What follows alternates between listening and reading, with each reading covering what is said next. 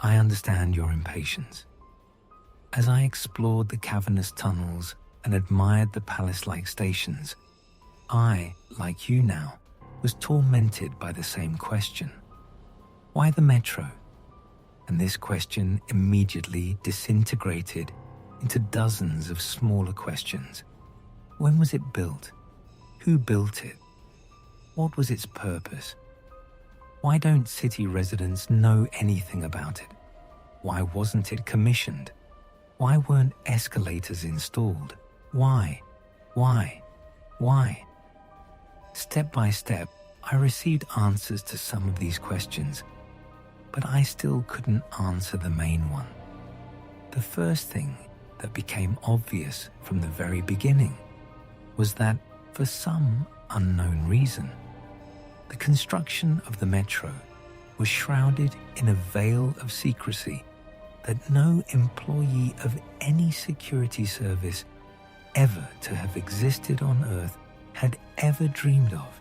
The extent of this secrecy can be gauged by the fact that in a city where one can hear atomic secrets at every turn, and this despite the supposedly highly reliable system of protecting them, the overwhelming majority of the population has never heard of this construction, which would be more than enough to spread rumors. After much deliberation, I decided that the metro was built over a period of approximately 15 years, from the mid-1960s to the late 1970s. I determined the lower limit based on Uncle Collier's account. Of course, that's where the train carrying equipment disappeared in 1966, never to be found anywhere at VNIIP. And, judging by Uncle Collier's words, more than one train. Apparently, to maintain secrecy, such projects were assigned to different people, and not all of them possessed Uncle Collier's level of competence and insight. I handed it over, signed it, and that's it. I derived the upper limit from the fact that, while crawling underground as a teenager, I distinctly heard a noise coming from below, and now, recalling the nature of that noise, I was absolutely certain it belonged to underground electric trains. This meant that work was in full swing at the time, and the metro was being prepared for operation. I also concluded that the completion of the work occurred in the 1970s by studying certain features of the station's paintings and architectural elements. This style was characteristic only of the 1970s, and since station decoration is done at the final stage, something must have prevented their opening then. I haven't made a final decision regarding the builders. I don't want to seem ridiculous by making any assumptions, but there must be people in Snezhinsk who were involved in this construction. It simply can't be, and that's it. Perhaps some of them, a few, otherwise the information would have leaked one way or another, were fully aware of the construction. To this day, they have a perfect understanding of everything I'm describing now, and these people know how to keep secrets. Others worked there, most likely not even knowing where it was. They were given a suitable cover story, forced to sign a document, driven to the worksite in circles in a closed car, and so on. But the majority, I'm sure, were military construction workers, not from our construction battalion, and possibly even prisoners brought there for a kind of shift. Perhaps they even lived there, although I found no evidence of this. I'll be asked, how can this be? Metro construction always begins with the excavation of a shaft, from which tens of thousands of cubic meters of soil are removed. Where are these shafts in Snezhinsk? Where is the excavated soil that all the city's residents should have seen? I couldn't answer these questions for a long time either. I'll come back to the excavated soil later, but I can tell you definitively about the shafts.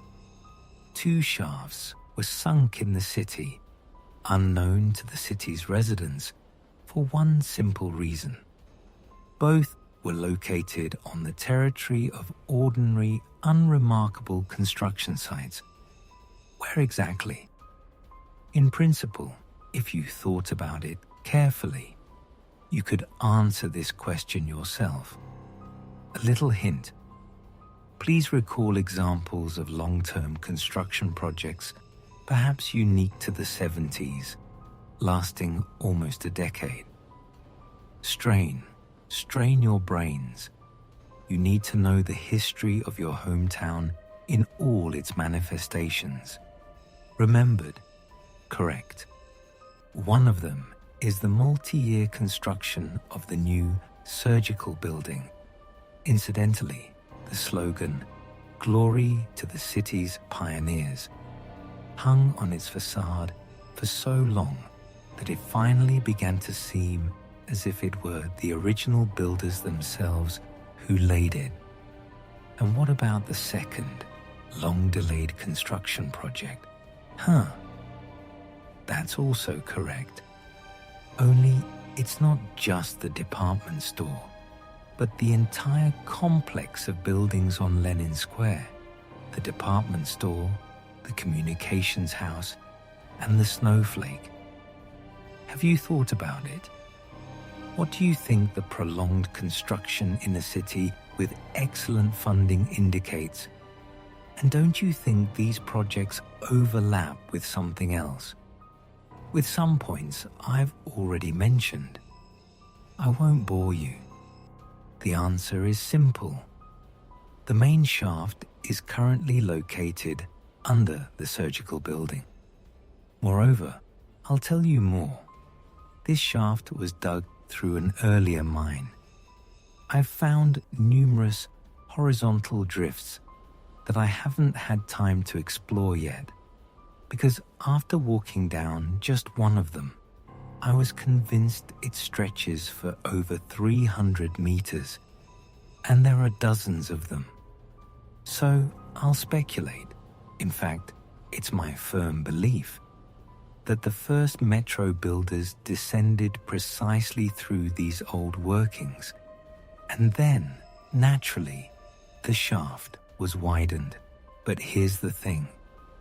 The shaft is wide enough to accommodate a significant number of workers, but it's completely unsuitable for transporting large volumes of earth to the surface. That is, a cage for about 20 people is still there, but it's completely unsuitable for transporting rock. There are also no inclined workings with skips, cars, or conveyors. Nothing. And that's it. What? Tunnels for escalators. Those inclined escalator tunnels I mentioned don't and never have connected to the ground. Everything I've said also applies to the second, slightly smaller diameter shaft beneath the department store. Naturally, there are currently no entrances from the basements into these shafts, for the simple reason that the shaft openings are sealed with slabs and filled with concrete from the foundations on which these 2 buildings, so familiar to the city's eyes, rise. But here's another mystery. There are no shafts at the 4 remaining stations. How did people get there? The answer is simple. Only through a gradually built tunnel. From the standpoint of transporting people to the work site, this might be fine. Just hop on a handcar and go. but from the standpoint of delivering tunnel boring machines there and transporting the same soil back, that's something else to consider. But the fact remains, the metro was built practically from the inside out. Even structures like ventilation shafts, seemingly quite accessible and practical to construct from the surface, there's plenty of room for equipment. Nevertheless, by many indications, were also built from below. Speaking of ventilation shafts, their above-ground sections still exist.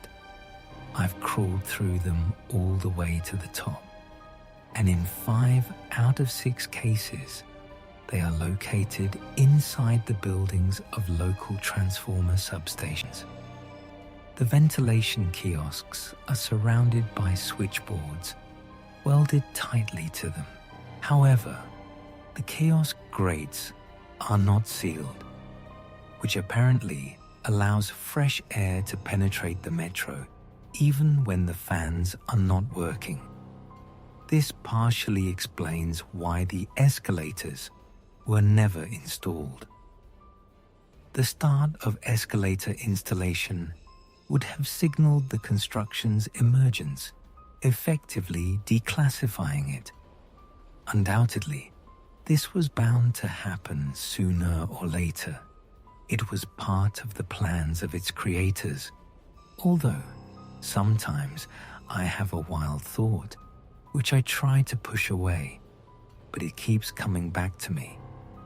What if the Snezhinsk metro was built from the very beginning as some kind of thing in itself, simply for the love of art? However, declassification never occurred. For unknown reasons, just before completion, an order was given to urgently shut down construction. Urgent or emergency? The latter seemed more likely. No sense of urgency could explain the fact that all the equipment, probably worth millions of those old rubles, was left below. Abandoned. When I first encountered this thought, I felt sick. I remember rushing through the dark tunnel from Lenin Square to my Kurchatovskaya station, stumbling, falling, getting up, and cursing myself over and over for my stupidity. My brain helpfully suggested the answer that nearly cost me a mental breakdown. Radiation. How could I not have realized it immediately? Radioactive contamination of the tunnels. And here I am, wandering through them, gawking with the curiosity of an idiot, unaware of what awaited me. I already considered myself a dead man. However, at home, I pulled myself together and, before running off to get a blood test, as I had decided along the way, I called a school friend who works on 20th Street. The call at 3 o'clock in the morning, I realized the time of day a little later, alarmed him. But the next day, I was already going down with a dosimeter in my hand and did not calm down until I had walked around the entire ring.